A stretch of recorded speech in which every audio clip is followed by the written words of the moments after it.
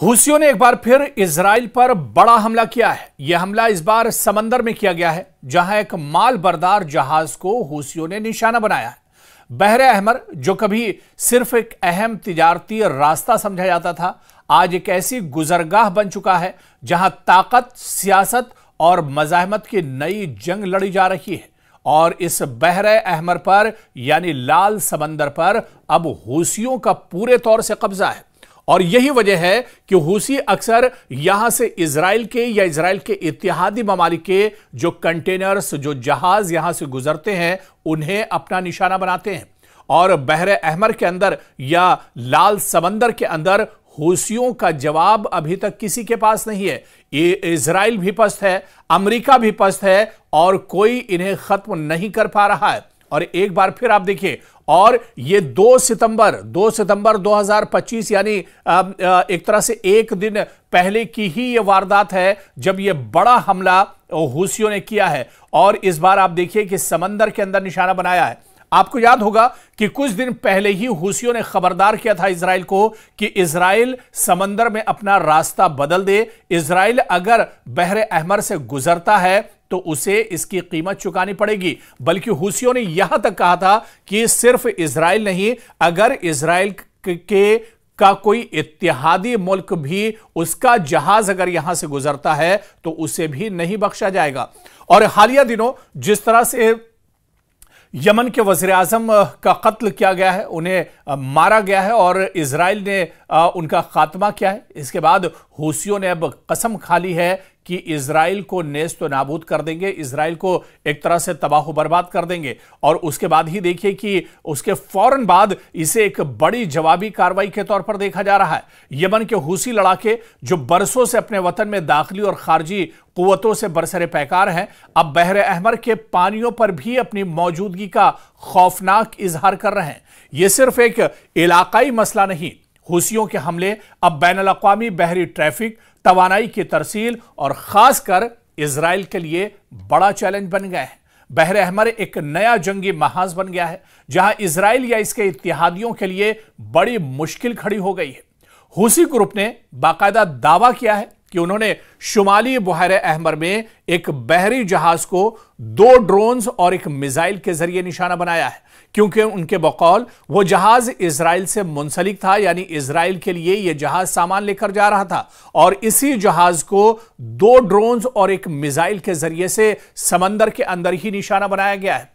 हूसियों ने कहा कि इस कार्रवाई को इजराइल से ताल्लुक या वाबस्तगी के इल्जाम की बुनियाद पर निशाना बनाया गया है। यानी यह अभी वाज़ेह नहीं हो पाया है कि यह जहाज इजराइल का था या इजराइल के किसी इत्तेहादी मुल्क का था, लेकिन कहीं ना कहीं इसका ताल्लुक एक तरह से इजराइल से जरूर जुड़ा हुआ था और इसी वजह से हूसियों ने इस पानी के जहाज को निशाना बनाया। उधर आप देखिए कि मीडिया में इस हमले को लेकर जो खबरें आ रही हैं, खासतौर से खबर रसा इदारे रॉयटर्स के मुताबिक यह हमला 2 सितंबर 2025 को किया गया, यानी ठीक एक दिन पहले। और इसकी तस्दीक बाकायदा हूसी इलाकाई जराए से भी हो गई है, यानी हूसियों ने भी बाकायदा इसकी तस्दीक कर दी है। तो एक तरफ रॉयटर्स जो इंटरनेशनल इदारा है मीडिया का, उसने बाकायदा इसकी तस्दीक की है कि यह हमला 2 सितंबर 2025 को किया गया है, और इसकी तस्दीक बाकायदा हूसी जो रहनुमा है उन्होंने भी बाकायदा इस हमले की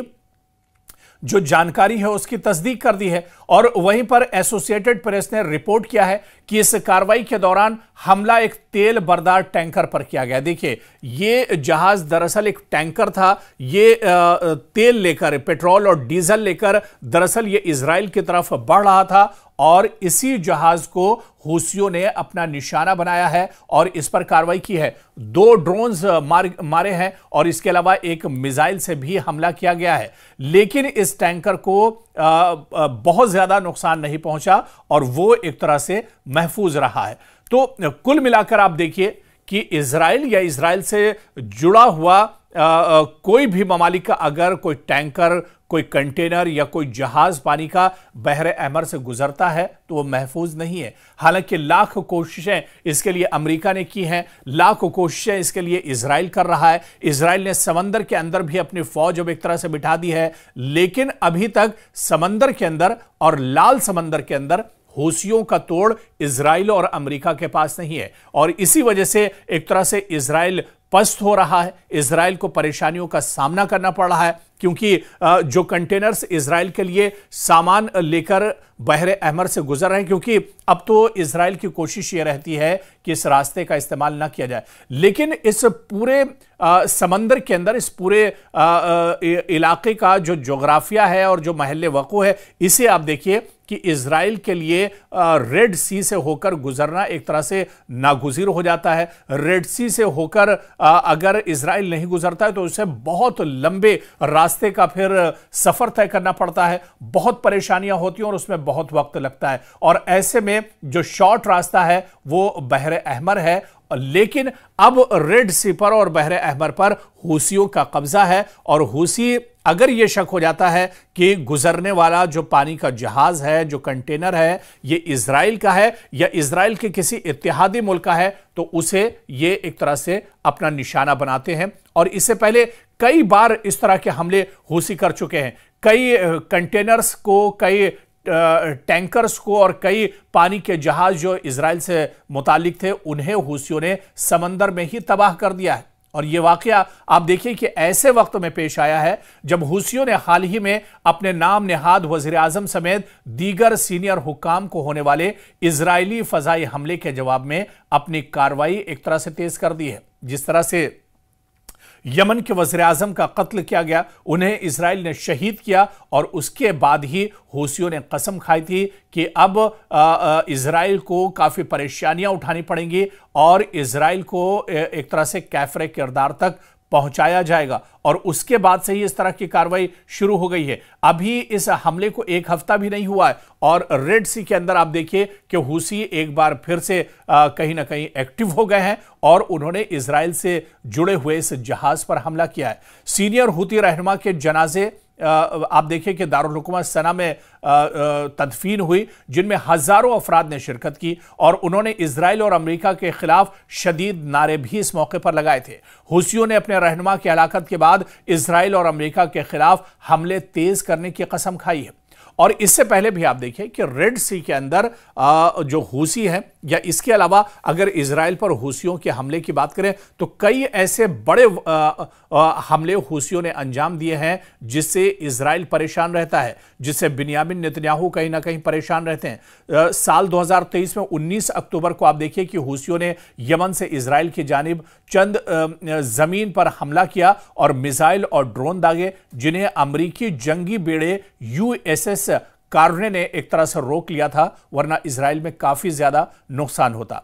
14 नवंबर को एक बैलिस्टिक मिसाइल एलात हदफ बना मगर इजराइल ने उसे भी रोक लिया और इसी तरह से 22 नवंबर को हूसियों की जानिब से बहरे अहमर के रास्ते इजराइल के लिए एक क्रूज मिसाइल भी दागा गया जिसमें काफी नुकसान हुआ। 6 दिसंबर को एक और मिसाइल, बैलिस्टिक मिसाइल एलात की तरफ दागा गया, लेकिन इजरायली डिफेंस सिस्टम ने इसे भी एक तरह से रोक लिया। और इसी तरह से आप अगर पहले के बहुत दूर न जाए और सिर्फ 2025 की आप बात कीजिए तो 2025 में भी इस तरह के कई हमले हूसियों की तरफ से इजराइल पर किए जा चुके हैं, जिसमें इजराइल को काफी ज्यादा नुकसान उठाना पड़ा है। 4 मई 2025 की अगर बात करें तो हूसियों ने एक बैलिस्टिक मिसाइल बिन गोरियन एयरपोर्ट पर तल अबीब के करीब फायर किया था। मिसाइल ने हुदूद के अंदर यह मिसाइल पहुंचा था। 8 अफराद को इसमें चोटें आई थी और परवाजें पूरे तौर से मुअत्तल कर दी गई थी और यह काफी बड़ा हमला था जो हूसियों की तरफ से किया गया था। जनवरी 2025 को आप देखिए कि मुतादिद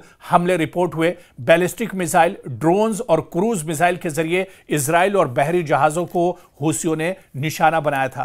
तो आप देखिए कि इस तरह के हमले इससे पहले भी एक तरह से हूसियों की तरफ से होते रहे और हूसी कहीं ना कहीं पहले के मुकाबले में अब बहुत ज्यादा मजबूत हो गए और यही वजह है कि अब सिर्फ उनके जो रॉकेट्स थे या जो ड्रोन्स थे अब इससे कहीं ज्यादा आगे हूसी बढ़ चुके हैं। अब हूसियों के पास बैलिस्टिक मिसाइल भी हैं, लेटेस्ट ड्रोन भी हैं, क्रूज मिसाइल का इस्तेमाल भी करते हैं और यहां तक की जो खबर आई थी कि ये हाइपरसोनिक सिस्टम्स और जो मिसाइल हैं इसका इस्तेमाल भी करते हैं और बेशतर हमले इजराइल के अलग अलग जो इलाके हैं वहां पर ये हमले किए जाते हैं। बिन गोरियन एयरपोर्ट को तो कई बार हूसी अपना एक तरह से निशाना बना चुके हैं। तो हूसियों का मौक़िफ़ है कि उनकी ये कार्रवाइयां फिलिस्तीन और गजा की हिमायत में है और वो इजराइल के खिलाफ अपनी मज़ाहमत जारी रखेंगे जब तक कि गजा पर हमले खत्म नहीं होते।